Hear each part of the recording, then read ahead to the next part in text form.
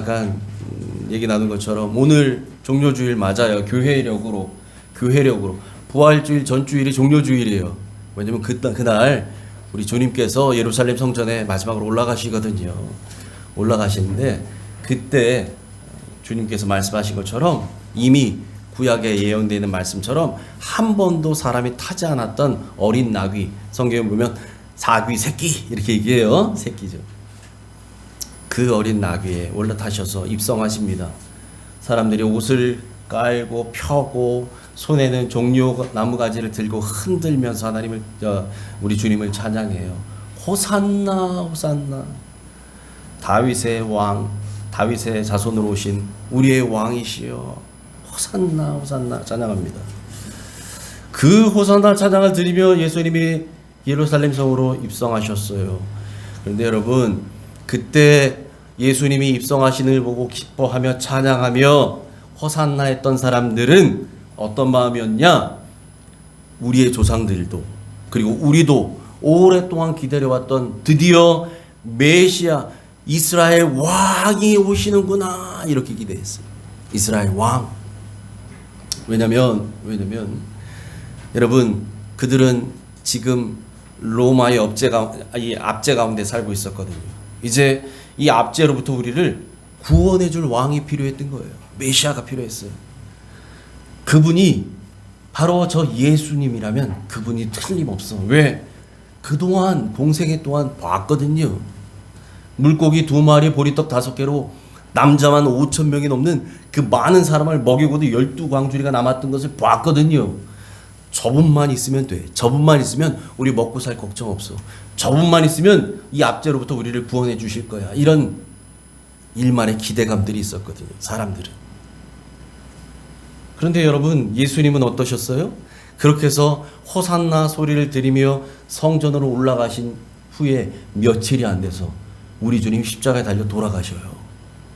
한 번 제대로 반항도 하지 아니하시고 그냥 도수장에 끌려가는 양처럼요, 짐승처럼 말없이 담담하게 그냥 십자가에 달려 피 흘려 죽으셔요. 물과 피를 다 쏟으시고 그렇게 숨지신 거예요. 그러니 여러분, 사람들은 얼마나 많이 실망했겠어요. 내가 믿었던 예수란 분이 저렇게 힘없이 나약한 분이었나? 우리를 구원해주고 우리를 독립시켜주고 우리에게 뭔가 새로운 세계를 보여줄 것 같았던 그분이 저렇게 힘없이 죽는 저런 분이었나? 아마 그랬을지 몰라요. 그런데 그것으로 끝났나요? 그렇지 않아요. 그리고 난 뒤에 우리 주님은 성경대로 3일 만에 부활하십니다. 할렐루야. 3일 만에 부활하셔요. 아직까지 역사상 그런 일이 있어 보지 않았던, 그야말로 사람들이 듣도 보도 못했던 일이 벌어지는 거예요. 주님이 부활하셨어요. 여러분, 그 주님의 십자가 사건, 그 부활 사건을 집중적으로 기록한 장이 고린도전서 15장이에요. 여러분, 고린도전서 우리가 계속해서 지금 살펴보고 있잖아요. 고린도전서 7장부터 이 15장까지는 고린도 교회 성도들이 그 당시에 교회 내에서 생겼던 문제, 곤란한 것들, 다툼, 싸움, 그래서 뭔가 사도 바울 선생님의 지혜를 필요로 하는, 선생님 지금 교회에서 이런 일이 벌어지고 있는데 도대체 어떻게 해야 될지 모르겠습니다 라고 하는 것들에 대한 질문의 답이거든요. 고린도전서 7장부터. 그래서 우리가 이미 살펴본 것처럼 우상에게 제물로 바쳤던 음식, 고기를 먹느냐 알아야 되느냐, 이런 문제 가지고 물어봤었고, 또 거기에서 결혼하는 문제에 관한 것도 물어봤고, 또 뭡니까? 우리 은사에 관한 얘기들, 또 예배 시간에 질서 없이 예배했던 그 많은 문제들, 이런 것들에 대해서 물어봤잖아요. 거기에 대한 답을 하나하나 하면서 우리 지난 시간까지 살펴봤던 고린도전서 12장부터 14장까지는 흔히 얘기하는 은사장이라고 하는 그걸 살펴봤고, 오늘 이제 고린도전서 15장을 들어가는데 이 15장은 부활장이라고 합니다. 그래서 별명이 부활장이에요. 예수님의 부활에 관한 말씀, 메시지가 여기에 집중되어 있어서 부활장. 오늘이 종려주일이고 다음 주는 부활주일이잖아요. 한 주간 우리가 고난주간을 보낼 거고요. 부활주일을 한 주 앞둔 이 종려주일에 부활장을 살펴본다. 어찌 보면 좀 안 맞는 거 아니야? 아니요. 근데 여기에 더 오히려 저는 이 말씀을 준비하면서 더 깊은 은혜가 있더라고요. 깊은 은혜. 여러분, 그래서 오늘은 순서에 따라서 고린도전서 15장 1절부터 11절까지를 중심으로 해서 우리가 말씀을 살펴볼 건데요. 이런 관점에서 말씀을 볼 것입니다. 첫 번째, 우리가 하나님을 믿는데 가장 많이 듣는 말 중에 또 하나가 복음이란 단어예요. 복음. 그죠? 복음. 도대체 복음이 무엇일까? 이런 거예요. 또 두 번째, 우리에게 그 복음을 주신 하나님의 은혜. 이거에 대해서 우리가 함께 생각해보는 시간이 가지려고 합니다. 자, 그런 의미에서 우리 먼저 1절과 2절을 살펴봅니다. 고린도전서 15장 1절 2절 같이 읽습니다. 시작. 형제들아, 내가 너희에게 전한 복음을 너희에게 알게 하노니 이는 너희가 받은 것이요 또 그 가운데 선 것이라. 너희가 만일 내가 전한 그 말을 헛되이 믿지 아니하였으면 그로 말미암아 구원을 받으리라. 아멘. 아멘. 여러분, 고린도 교회 성도들은 사도 바울 선생님에게 이 복음을 받은 사람들이에요. 그래서 거기에 교회가 세워졌어요. 그래서 오늘 처음 시작을 이렇게 얘기하죠. 형제들아, 내가 너희에게 전한 복음을 내가 이미 전했다는 거예요. 고린도 성도들에게 바울이 이미 전했어요. 그래서 그 전한 복음을 그들이 받았고 믿었고, 그래서 예수의 사람들이 되었고 거기에 교회가 세워진 거예요. 이미 복음은 전해졌어요, 이 성도들에게. 그런데 오늘 바울이 뭐라고 얘기하냐면, 그렇게 전했던 그 복음, 이미 전해서 여러분이 받았던 복음, 믿었던 그 복음을 너희에게 다시 알게 하기를 원한다는 거예요. 다시. 여러분, 운동선수가요, 슬럼프가 올 때가 있어요. 운동선수에게도 슬럼프에 빠져요. 운동선수가 슬럼프에 빠졌을 때는 어떻게 되느냐? 기본기부터 다시 점검해야 됩니다. 기본기부터. 어제가 저는 뉴스에서 들었는데, 어제가 프로야구가 개막한 날이었다며요? 우리나라 새로운 시즌이. 프로야구 선수들은 직업이 야구 선수잖아요. 프로야구니까 그걸 자기가 밥벌이고 평생 그냥 그걸로 사는 사람들이잖아요. 어릴 때부터 그걸로 살아왔던 사람들. 그러니 프로야구 선수들, 거기에서 좀 어느 정도 한다고 하는 선수들, 이 야구 배트 휘두르는 이 스윙 얼마나 많이 했을까요? 얼마나 많이 했을까요? 네? 어마어마하게 했을 거라고요. 그래서 하루에도 몇백 번, 몇천 번씩 이 스윙 연습을 하고 시즌 중에 몸 관리하고 이렇게 살 거라고요. 그런데 말이죠, 여러분. 그 프로야구 선수들도 이 타격하는 자세, 이 자세가 조금만 틀어지면요, 그 다음부터 바로 타율이 떨어지기 시작한대요. 예.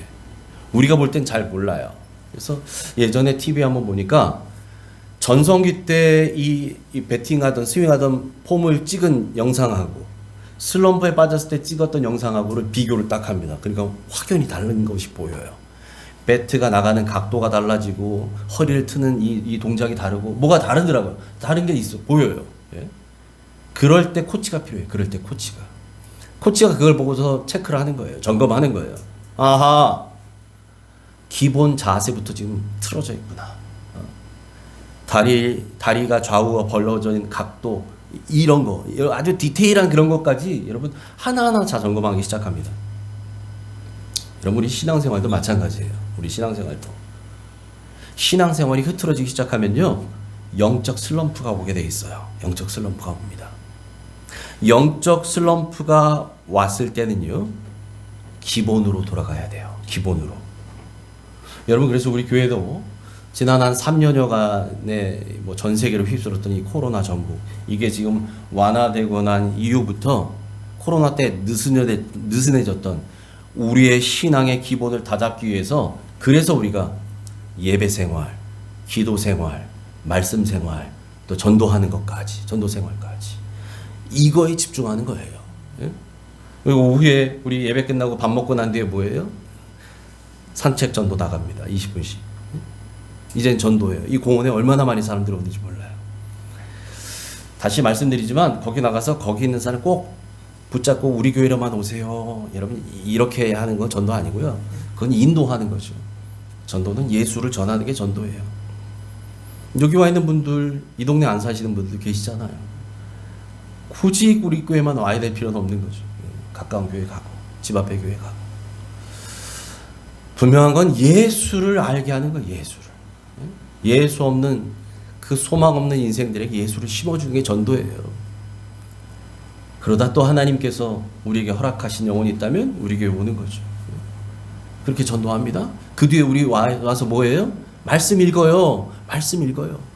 우리가 코로나 때 너무 느슨해져서 성경 읽는 것도 이제 그냥 풀어져 있었던 그런 사람들이 있었거든요. 이제 다시 기본으로 돌아가는 거예요. 말씀 읽어요. 또 우리가 예배를 회복하기 위해서 여러분 모든 예배에 우리가 사활을 거는 건 물론이거니와 우리 또 뭐예요? 가정 예배 하잖아요. 가정 예배. 제가 계속해서 우리가 지금 연말부터 했던 게 가정 예배, 가정 예배, 가정 예배. 가정에서도 예배하자. 우리 가정의 주인이 주님이라고 말은 고백하면서 그 주님 모시고 예배도 한번 안 해. 그럼 아니잖아요. 예배하는 거예요. 내가 주님 믿는다고 고백하면서 나의 주님이라고 하면서 사실은 생활은 내가 주인 돼서 살잖아요. 여러분 이런 거 점검하셔야 돼요. 가장 기본적인 예배, 기도, 말씀, 우리에게 맡겨주신 영원한 사명, 예수 전하는 것, 기본 중에 기본인 것들 이거요. 이걸 우리가 점검하며 그래서 여러분 그 신앙의 기본기부터 단단히 다져가는 옥정가족 되시기를 축복합니다. 아멘, 아멘. 그래서 사도 바울이 고린도 성도들에게 말합니다. 여러분이 복음을 굳게 지키고 그래서 헛되이 믿지 아니하면 그 복음으로 말미암아 그로 말미암아 구원을 받을 것입니다. 2절에서 말한 너희가 만일 내가 전한 그 말 이게 복음이거든요. 그 말. 그 복음을 굳게 지키고 헛되이 믿지 아니하면 그거로 인해 여러분은 구원받게 될 것입니다. 이렇게 얘기하는 거예요.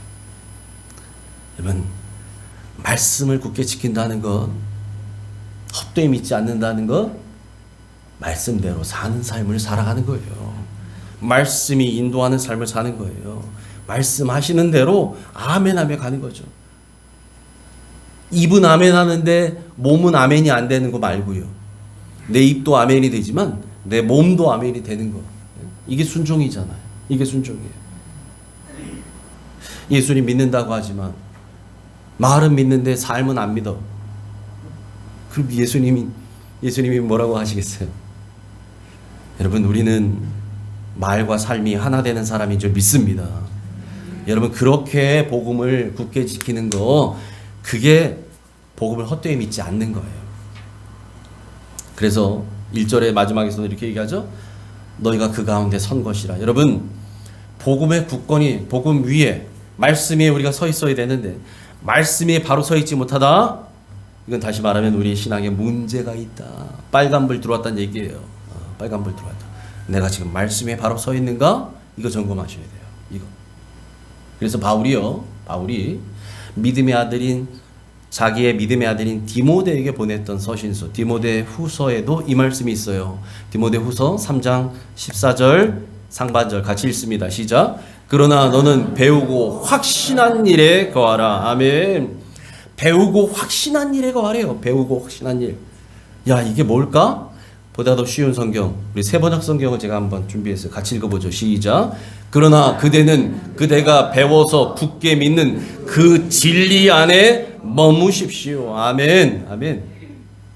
그대가 배워서 굳게 믿는 그 진리 안에 머무십시오. 그 진리 안에 거하십시오. 그 진리 안에서 행하십시오.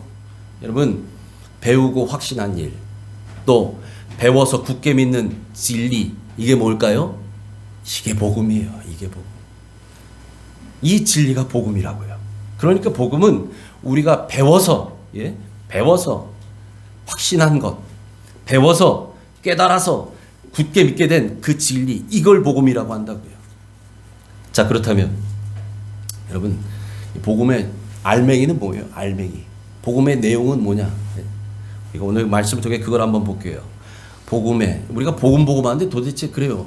복음이 나를 새로운 사람으로 바꿔 놓았고 복음으로 내 인생이 변화되었다고 하는데 복음이 도대체 뭐냐? 복음이 도대체 뭐냐? 오늘 본문에서 3절 4절에 바울이 이렇게 얘기합니다. 같이 읽습니다. 시작.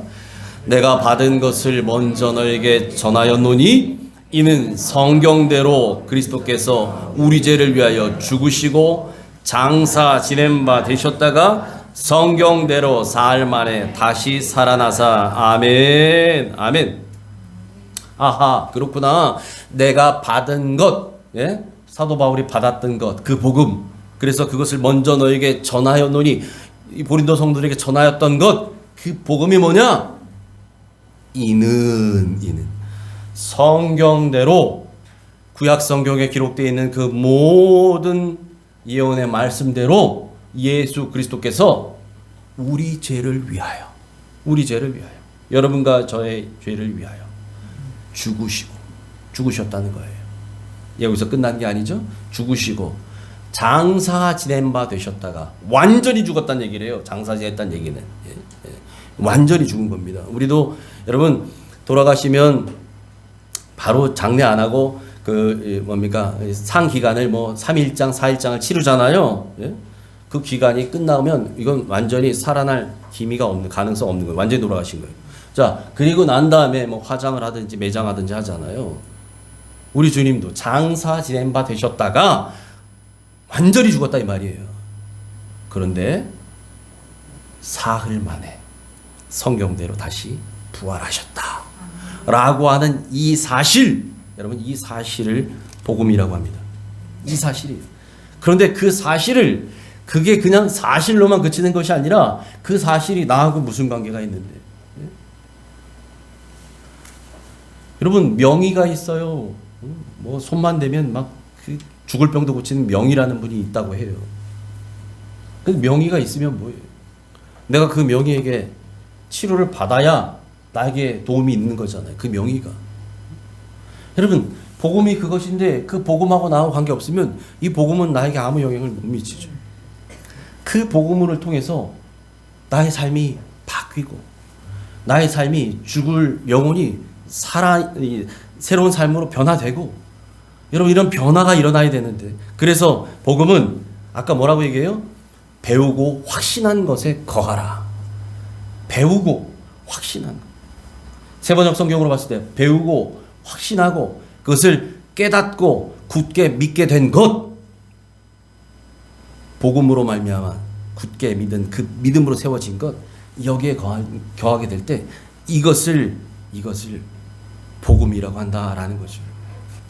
그래야 그 복음이 우리로 하여금 구원 얻게 하는 하나님의 능력이 되는 줄 믿습니다. 아멘. 복음으로 구원을 받는 사람은 그 복음이 나에게 주신, 나의 복음이 돼야 돼요. 나에게 주신 복음, 나에게 주신 은혜가 돼야 된다는 거죠. 여러분 근데 여기서 우리 하나 주목할 게 있어요. 오늘 여기 3절 4절의 말씀 앞에 보면 그리스도께서 우리 죄를 위해 죽으셨다라고 하는, 죽으셨다라는 말 앞에 뭐가 붙어요? 성경대로. 또 부활하셨다, 사흘 만에 살아나셨다 앞에 뭐가 붙어요? 성경대로.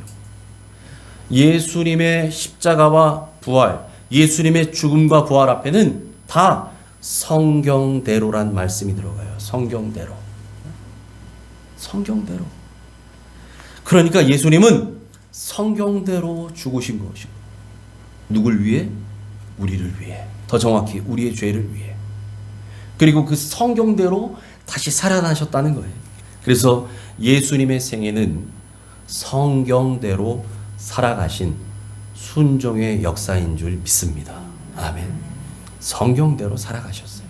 기록된 말씀대로 예수님이 살아가셨어요.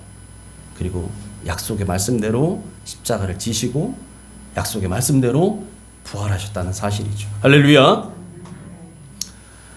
여러분 그런데 그렇게 말하면서 바울이요 이렇게 얘기합니다. 자신도, 나도 이 복음을 받은 것이다 이렇게 말해요.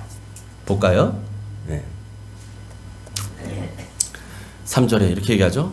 내가 받은 것을 내가 받았다. 이 복음 받았다는 거예요. 그러니까 여러분, 이 복음은 바울이 만들어낸, 지어낸 말씀이 아니란 얘기죠. 받은 거예요. 자기도 배운 거예요. 전에 받은 거예요. 받았어요. 누구에게 받았을까요? 바울이 누구에게 받았을까요? 저처럼 어디 신대원 가서 배웠을까요? 아니요. 갈라디아서에 이거에 대한 말씀을 하고 있는데, 갈라디아서 1장 11절 12절 같이 읽습니다. 시작. 형제들아, 내가 너희에게 알게 하노니 내가 전한 복음은 사람의 뜻을 따라 된 것이 아니니라. 이는 내가 사람에게서 받은 것도 아니요 배운 것도 아니요 오직 예수 그리스도의 계시로 말미암은 것이라. 아멘. 아멘. 사도 바울이 명확히 말씀하고 있죠. 내가 여러분에게 전했던 복음은 갈라디아 교회도 똑같이 얘기해요. 왜? 갈라디아 지역에서도 복음을 전했거든요. 그리고 거기서도 예수 믿는 사람들이 세워지고 그들을 중심으로 교회가 세워졌거든요. 그것이 갈라디아 교회였거든요. 여러분, 그들에게 복음을 전했는데, 고린도 성도들에게 전했던 것처럼, 갈라디아 교회 성도들에게 전한 것처럼, 에베소 성도들에게 전한 것처럼 복음을 전했는데, 이 전한 복음은 사람의 뜻으로 된 것이 아니다. 그래서 내가 사람에게 받은 것 아니고, 사람에게 배운 것 아니고, 저처럼 신대원 가서 배운 거 아니라는 거예요. 아니라는 거예요. 누구에게 받았느냐? 오직 예수 그리스도의 계시로 말미암은 것이다. 예수 그리스도께서 나에게 친히 말씀하시고 가르치시고 전해주신 것이다 라는 거예요. 여러분, 바울이 언제 배웠어요? 언제 만났어요? 주님을? 다메섹 도상에서 예수 믿는 자들 잡아가려고 그 다메섹으로 가던 길에서, 그 길 위에서 주님을 만나죠. 거기서 부활의 주를 만납니다. 하늘로부터 분명한 빛이 임하는데 얼마나 강했는지, 이 짐승을 타고 가다가 떨어지잖아요. 떨어질 정도. 눈을 차마 들 수 없어요. 그때 음성이 들립니다. 사울아 사울아, 내가 어찌하여 나를 핍박하느냐. 그 음성이 사울에게 들려요. 사울이 대답하죠. 주님, 누구시오니까? 누구십니까 당신은? 누군데 나에게 그런 말씀하십니까? 나는 네가 핍박하는 예수라. 여러분, 예수님은 이미 돌아가셨고 승천하신 뒤였어요. 이 땅에 계시지 않았어요. 그런데 그 주님이 바울이 되기 전 사울을 찾아가셨다니까요. 그리고 말씀하셔요. 나는 네가 핍박하는 예수다. 바울은 부활의 주님을 다메섹에서 만납니다. 그리고 그곳에서 주님으로부터 복음을 받지요. 주님이 직접 바울에게 전해주셨다는 거예요. 그래서 바울이 말합니다. 갈라디아 교회 성도들에게도, 고린도 교회 성도들에게도 내가 전한 복음은, 내가 이미 받았던 복음은, 그렇게 말하는 거예요. 이미 받았대. 그렇게 해서 여러분, 부활의 주님은, 부활하신 주님은 다메섹에서 바울을만 만나 주신 것이 아니라 이미 우리가 성경에서 알 수 있는 것처럼 여러 사람들에게 나타나 보이셨어요. 오늘 본문 고린도전서 15장 5절부터 8절 같이 읽습니다. 시작. 게바에게 보이시고 후에 12 제자에게와 그 중에 지금까지 대다수는 살아있고 어떤 사람은 잠들었으며, 그 후에 야고보에게 보이셨으며, 그 후에 모든 사도에게와 맨 나중에 만삭되지 못하여 난 자 같은 내게도 보이셨느니라. 아멘. 아멘. 부활하신 예수님은 베드로에게 보이셨죠. 베드로보다 더 먼저 보이셨던 여인들에게 보이셨고, 막달라 마리아, 게바에게 보이시고, 또 12제자들이 두려워 떨며 모여 있었던 그 집안으로 주님이 찾아가시잖아요. 부활의 주님이 문이 다 닫혀 있는데 그 벽 사이를 통과하셔서 부활의 몸으로 들어오셔요. 주님이. 그렇게 나타내 보이셨고, 또 그 후에 500여 형제들에게 감람산에서 이제 하늘로 승천하실 때에 500여 문도라고 하네요. 500여 형제. 이 사람들이 자기들의 눈으로 하늘로 올라가시는 주님을 다 봅니다. 다 봅니다. 넋놓고 하늘을 쳐다보고 있을 때 천사가 말합니다. 갈릴리 사람들아 어찌하여 하늘을 보느냐. 너희가 본 예수는 올라가신 그대로 다시 오시리라. 천사가 그렇게 말합니다. 그들에게 보이셨어요. 그래서 일시에 보이셨다고 말하는 거예요. 또 그들만입니까? 예수님의 동생 야고보, 초대 예루살렘 교회를 중심으로 한 예루살렘 공회의 수장이 되는 예수님의 동생 야고보도, 야고보에게도 보이셨고, 그 후에 다른 모든 사도, 12사도 외에 있었던 다른 사도들에게도 다 보이셨다. 그리고 마지막으로 만삭되지 못하여 난 자 같은 팔싹동이 같은 나 같은 자, 좀 모자란, 부족한, 온전하지 못한 나 같은 자에게도 주님 나타나 보여주셨습니다. 이렇게 고백하는 거예요. 여러분, 여기에 언급되어 있는 이 모든 사람들은 다 누구란 얘기예요? 부활의 증인들입니다. 부활하신 주님을 만났던 사람들이에요. 만난 사람들이에요. 그러면서 이제 바울이 말합니다. 나 같은 인생을 사도로 불러주신 그 하나님의 말할 수 없는 은혜, 그 큰 은혜를 이렇게 고백하지요. 9절 10절 같이 읽습니다. 시작. 나는 사도 중에 가장 작은 자라. 나는 하나님의 교회를 박해하였으므로 사도라 칭함받기를 감당하지 못할 자니라. 그러나 내가 나 된 것은 하나님의 은혜로 된 것이니 내게 주신 그의 은혜가 헛되지 아니하여 내가 모든 사도보다 더 많이 수고하였으나 내가 한 것이 아니요 오직 나와 함께 하신 하나님의 은혜로라. 아멘. 아멘.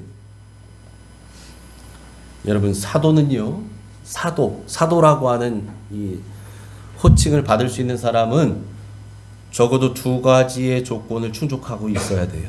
어떤 거냐면, 첫 번째, 부활하신 주님을 만난 사람이어야 합니다. 부활하신 주님을 만나야 돼요. 반드시.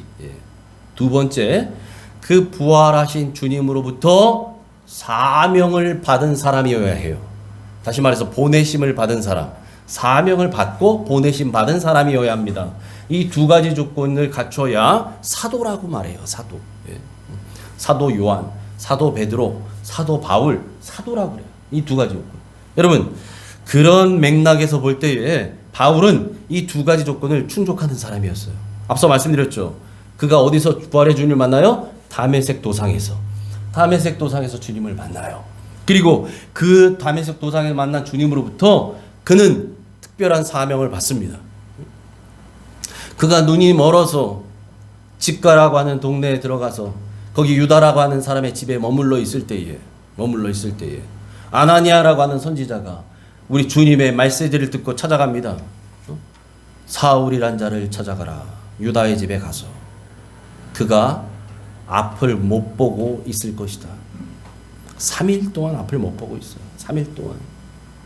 그러면서 하나님께서 아나니아를 통해서 말씀을 주셔요.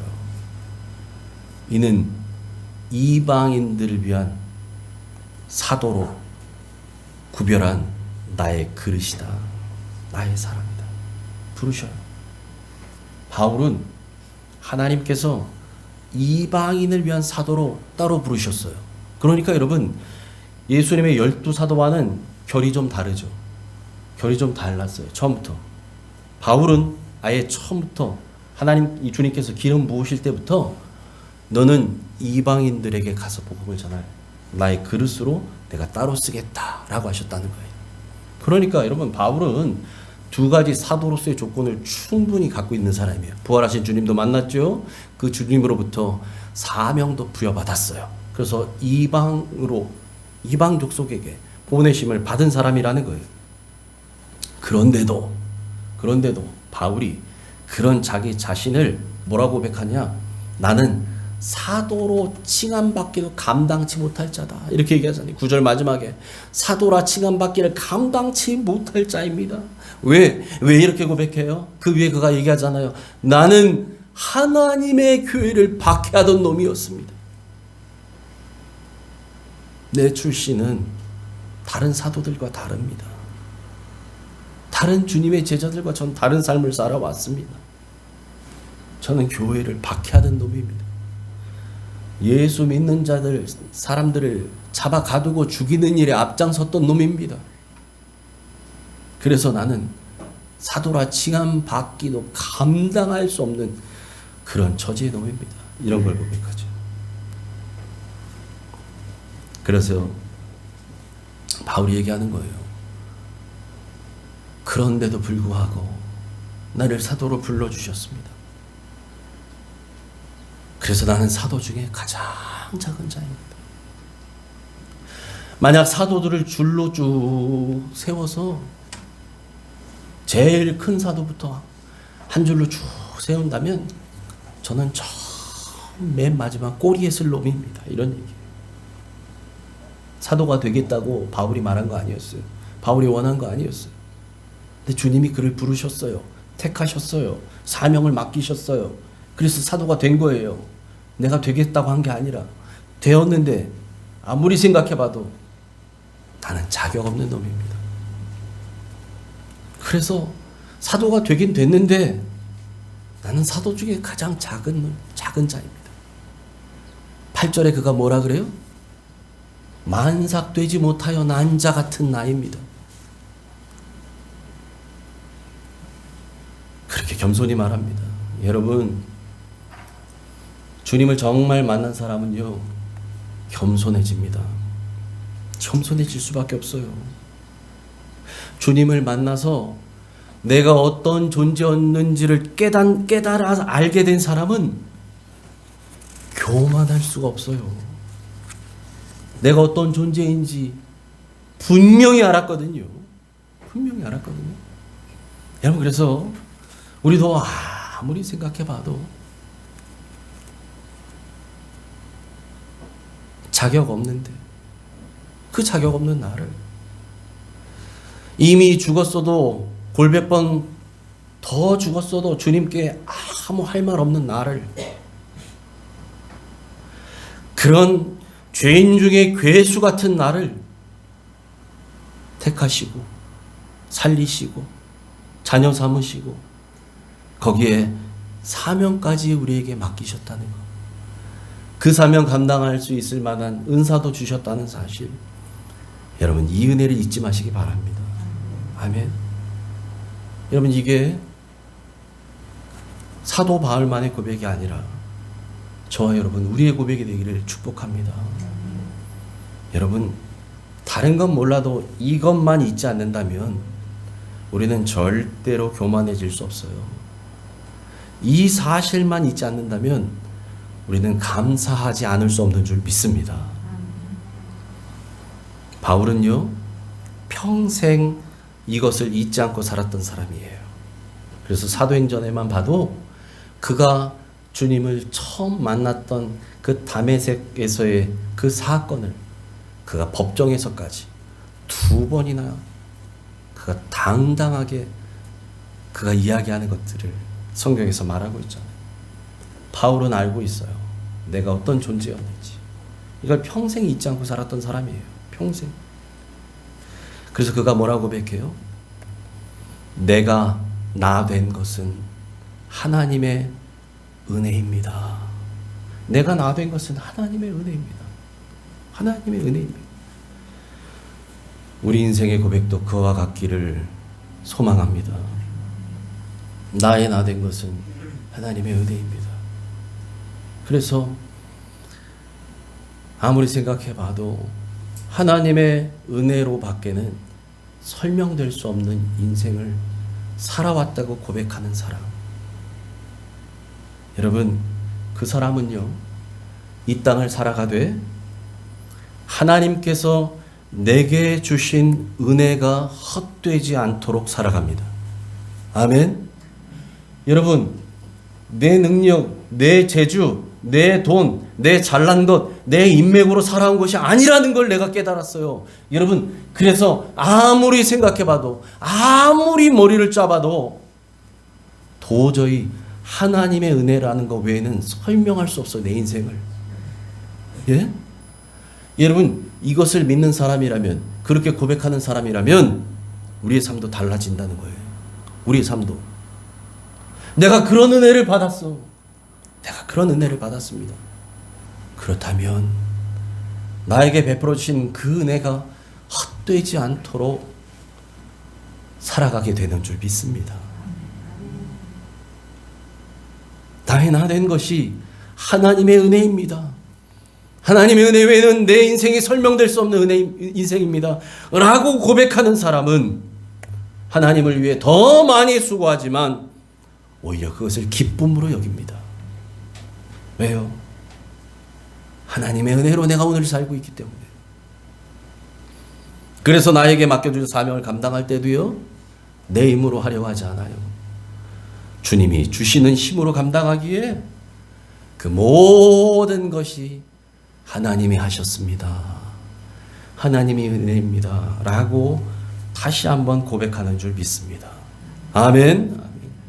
여러분, 그래서 하나님 앞에 서는 날까지 저와 여러분, 우리의 마음이 평생 이와 같기를 축복합니다. 그래서 내가 본래 어떤 존재였는가 라고 하는 것을 잊지 마세요. 잊지 마세요. 바울처럼. 그런데 그럼에도 불구하고 그런 나를 택해 주시고 살려주시고 사랑해 주신 그 하나님의 은혜, 그 하나님의 은혜를 기억하며 사시기를 축복합니다. 오늘 설교의 마지막은 그런 마음으로 평생을 살았던 한 사람의 이야기를 4분짜리 영상으로 한번 보겠습니다. 이 영상으로 이 설교를 마무리하도록 하겠습니다.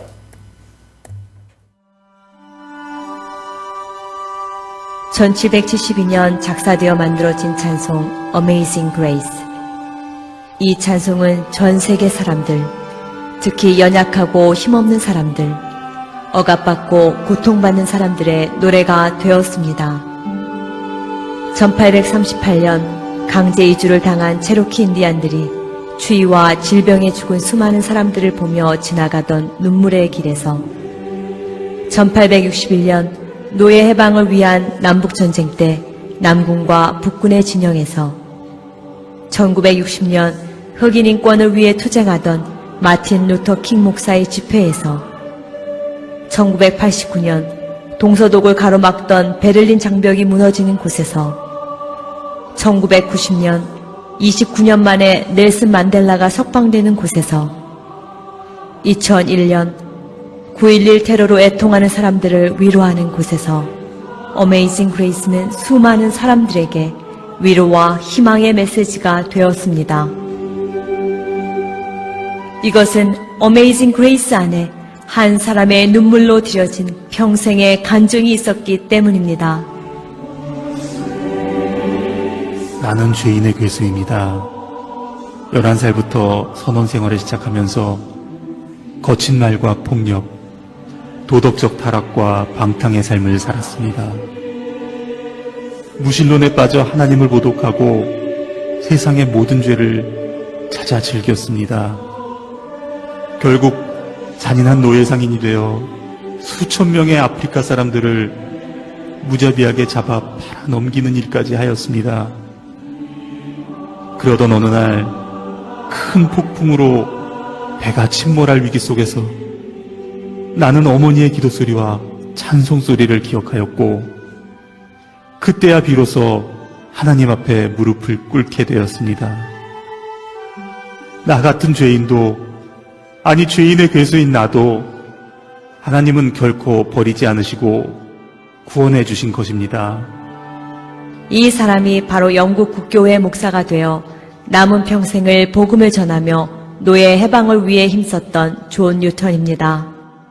회심한 후 죽는 그 순간까지 뉴턴은 하루도 하나님의 은혜를 잊지 않았습니다.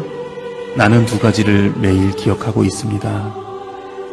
하나는 내가 과거에 아주 몹쓸 죄인이었다는 것이고, 다른 하나는 그럼에도 하나님은 나를 버리지 아니하시고 구원해 주셨다는 사실입니다. 그러기에 나는 내 목숨이 다하는 그 시간까지 복음을 전할 수밖에 없습니다. 주님께 셀 수 없이 많은 죄를 사함받았음을 알기에 그 누구보다 더 많이 주님을 사랑할 수밖에 없었던 뉴턴. 어메이징 그레이스는 뉴턴의 평생의 삶의 간증이 되었으며 지금까지 수많은 사람들에게 살아계신 하나님의 은혜를 확증하고 있습니다. 오늘 우리는 너무 쉽게 하나님의 은혜를 잊고 있지 않습니까? 나는 다른 사람보다는 나은 죄인이라고 생각하고 있지 않습니까? 이러므로 내가 내게 말하노니 저의 많은 죄가 사하여졌도다. 이는 저의 사랑함이 많음이라. 사함을 받은 일이 적은 자는 적게 사랑하느니라. 오늘 우리도 뉴턴과 같은 믿음으로 나아갑시다. 주여, 우리야말로 욕심과 이기심, 위선과 교만으로 가득한 죄인입니다. 너무 쉽게 하나님의 은혜를 잊어버리고 불평하고 원망하며 불순종하는 죄인입니다. 주여, 우리의 죄를 용서하시고 그 은혜의 감격을 회복시켜 주시옵소서. 주여, 우리도 구원받은 은혜와 감사로 주를 위해 헌신케 하시옵소서. 내가 크리스찬입니다. 우리가 크리스찬입니다.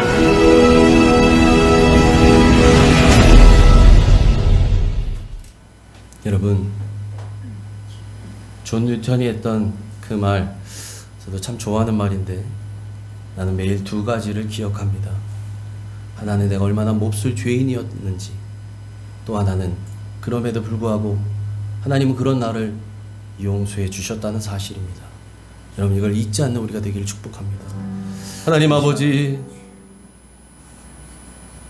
아무리 생각해도 주님께 자격 없는 우리인데 그런 우리를 주님이 살려주셨습니다. 택해 주셨습니다. 불러주시고 자녀 삼아 주셨습니다. 하나님, 이 은혜 잊지 않게 하여 주옵소서. 영적 망각증, 영적 건망증, 영적 치매에 걸리지 않게 하여 주옵소서. 그래서 나의 나된 것이 정말 주님의 은혜라는 것을 입술로만이 아니라 삶으로 고백하며 살아가는 옥정가족 되게 하여 주옵소서. 그러기에 나에게 주신 그 은혜를 헛되지 않게 살아가는 우리가 되기를 소망합니다. 하나님을 위해 더 많이 수고하지만 그것이 나의 기쁨이 되게 하여 주옵소서.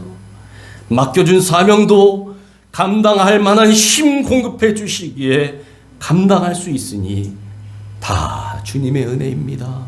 다 주님이 하셨습니다. 고백하는 우리 모두가 되게 하여 주옵소서. 예수님 이름으로 감사하며 기도합니다. 아멘.